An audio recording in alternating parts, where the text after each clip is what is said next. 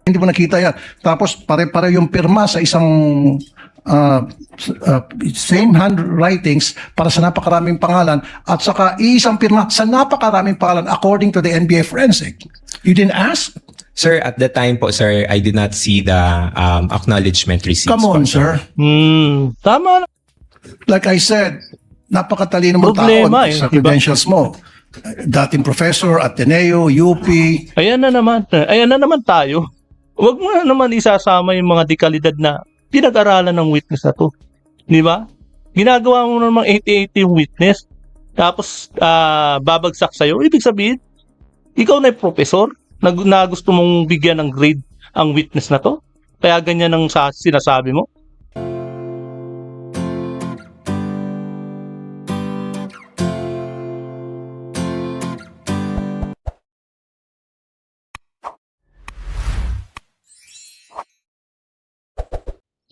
Ayan. Alam niyo ba mga kababayan, etong nakarang impeachment, di ba napanood nyo na kung paano binastos ni etong senador na to, si Ma'am Gina Acosta, na talaga namang napanood naman ng maraming tao, napanood ng taong bayan. Kumbaga, viral nga eh, kagimbal-gimbal, di ba? Ikaw ba naman, sabihan mo ng talagang 80-80, sabihin natin, hindi lang natin babanggit. Ang isang witness, etong senador na to, walang respeto talaga. Dito sa impeachment na to na habang tumatagal, ay doon natin nakikita kung anong merong kulay ang isang bawat senador pagdating sa mga tanong na walang kwenta. Hindi nga talagang pinag-aralan eh. Walang pinag-aralang legal. Kaya nga sabi ni Senador Rodante Marcoleta kapag ang senador kapag walang legal background, ayan ang kalalabasan. Nagiging bastos, di ba? Kaya nga mga kababayan dito sa sa bidyong ito, nagkalat na naman itong senador na to. Di ba? Ilang beses na nagkakalat yan. Ginagawang palengke, kung hindi ginagawang sabong o ginagawang palengke ang impeachment, laging nakasigaw, wala man lang kagalang-galang sa mga witness, walang karespeto sa mga kapwa senador, di ba? Mga kababayan, di natin nagang witness dito sa video na to, di ba? Sa mga nonsense na tanong nitong senador na ito, yung bagong witness, di ba? Sa video ito, nagkalat na naman. Sigurado ako, soplak na naman aabutin nito kay Atty. Libayan. Etong senador na to. Di ba? Si Atty. Libayan pa naman talagang ang gaganda ng mga paliwanag tungkol dito sa noon, di ba? Napapanood naman natin na talagang mabango pa. Mabango pa sa taong bayan si etong Rapi Tulfo noon. Nasikat sa Tulfo in action, di ba? Pero matagal nang against the Atty. Libayan dito. Di ba? At hindi naman siya nagkamali. Kahit nasikat si at maraming nagmamahal na taong bayan nun, ay talagang sinusoplak at talagang pinapakita ni Atty. Libayan ang tunay na angas at kawalang hiyan nitong si Rapi Tulfo, di ba? At ngayon nga, nagbunga nga yung mga sinasabi ni Atty. Libayan na talaga namang, dito na, nakikita na natin. Di ba? Kaya, pang Rapi Tulfo in action lang talaga ang tirada nitong tipong hinuhusgahan muna ang agad ng lalaki na may kabit na ibang babae, di ba? Ganun siya. Total dyan naman maingay at dalubhasa ang senador na ito sa away mag-asawa at kabit, di ba? Idinadaan niya sa pagkabarumbarong tanong na wala ring namang napiga sa witness. Alam ninyo kung bakit diretso sumagot ang witness na ito. Etong bagong witness na ito, di ba? Ay dahil totoo lahat ang sinasabi niya. At walang pinagtatakpan dahil sumunod lang siya, siyempre. na sa joint circular ang pinagbasihan na sinunod nila. Ngayon, kung sumunod siya sa utos ng Vice President, at least, hindi binulsa at ninakaw ang pera. Iyon ang malinaw at maganda rito dahil hindi sumayad sa kamay ng Vice President at tumuloy talaga sa reward ng mga informa. Yan po, di ba? Ang lakas ng mga tulpo na pambabalahura. Kay dito at kay Gina Acosta. Na talaga naman, mga kababayan, ang kagandahan nito sa impeachment, yun nga, lumalabas ang tunay na kulay at ugali ng bawat senador na kagaya nito ng mga Tulfo brothers. Kaya, na hindi karapat-dapat sa mga tao, di ba? Palibasa, kasikatan lang ay dinaan.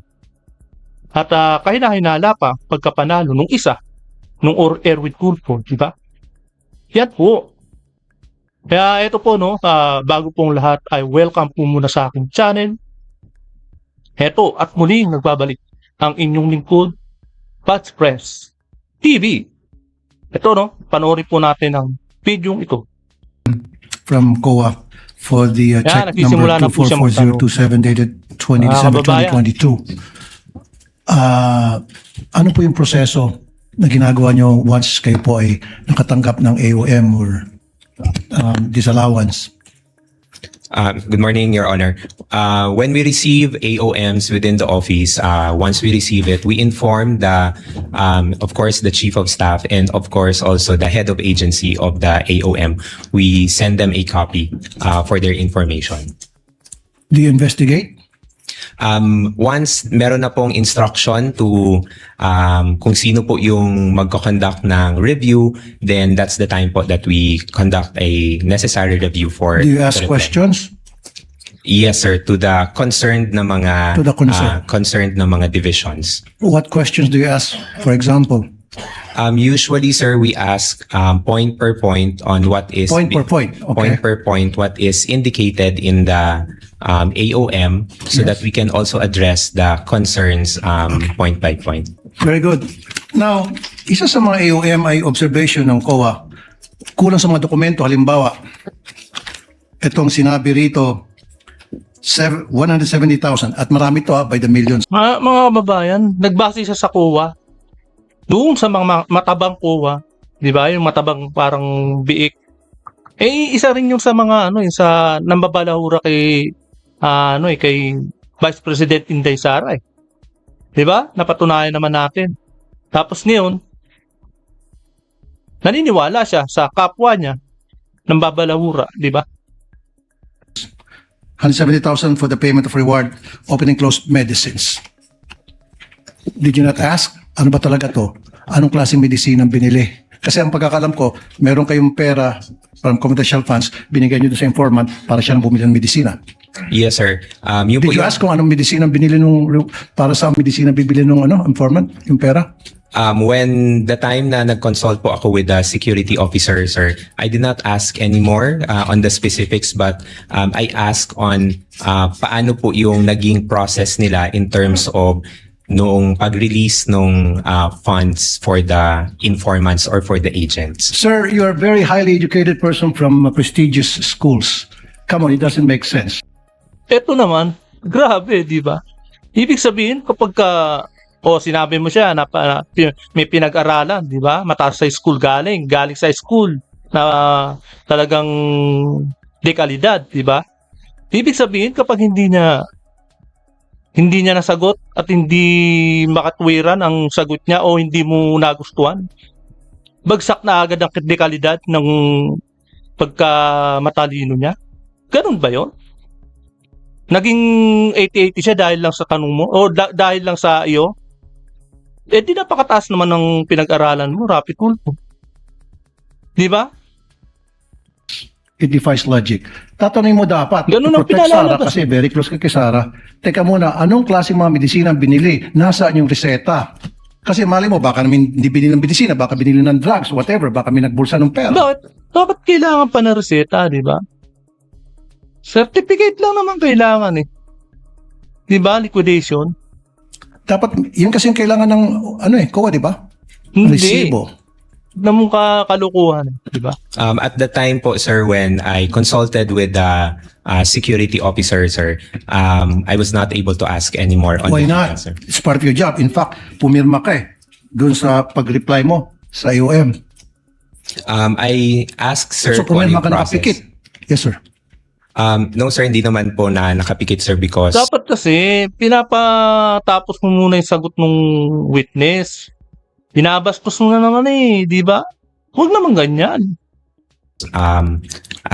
nagtanong naman po ako sa security officer namin, sir, on how it was released or implemented on the ground.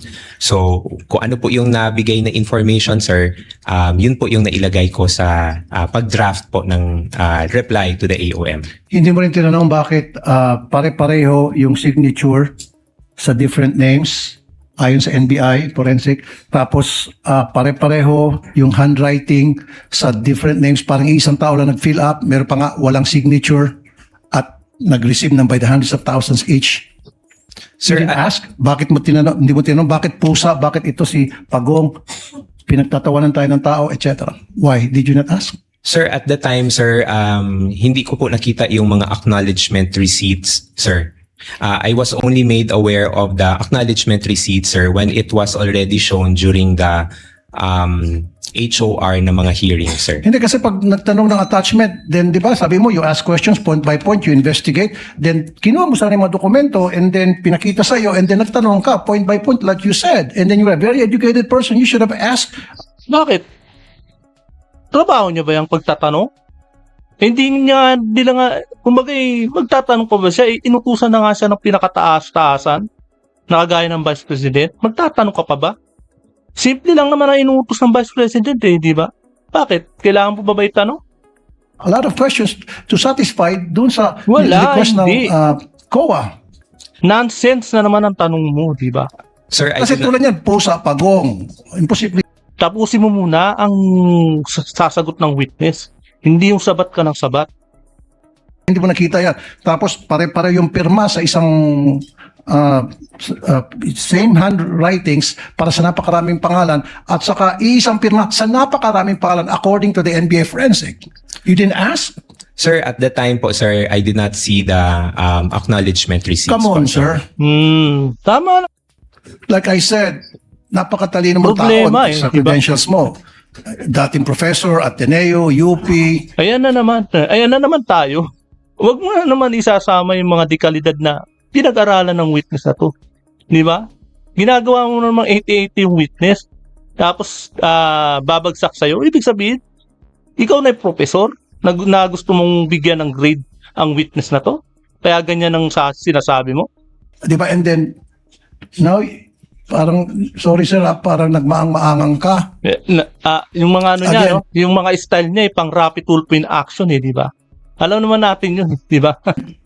Is it blind loyalty? Thank you po. Wala na, Thank you. di ba? Tumalikod ka na lang. Wala ka nang nagawa, di ba? Kaya pinagtatawanan ka ng, ng taong bayan, rapid tool. Sir. Kaya yan po, no?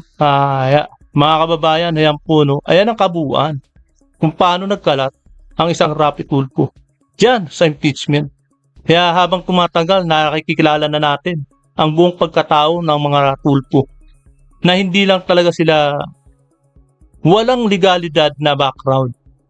Pero mga bastos talaga, di ba? Kaya ito po, no? Hanggang dito na lamang po. Ating pong natunghayan sa impeachment trial ni Inday Sara. Ang isang witness na naman na hindi nagpatinag sa tanong ni Rapi Tulfo, di ba? Kaya hanggang dito na lamang po, no? At kung hindi ka pa nakakapag-subscribe, please subscribe my channel para lagi kang updated sa bawat upload ko. Maraming salamat po.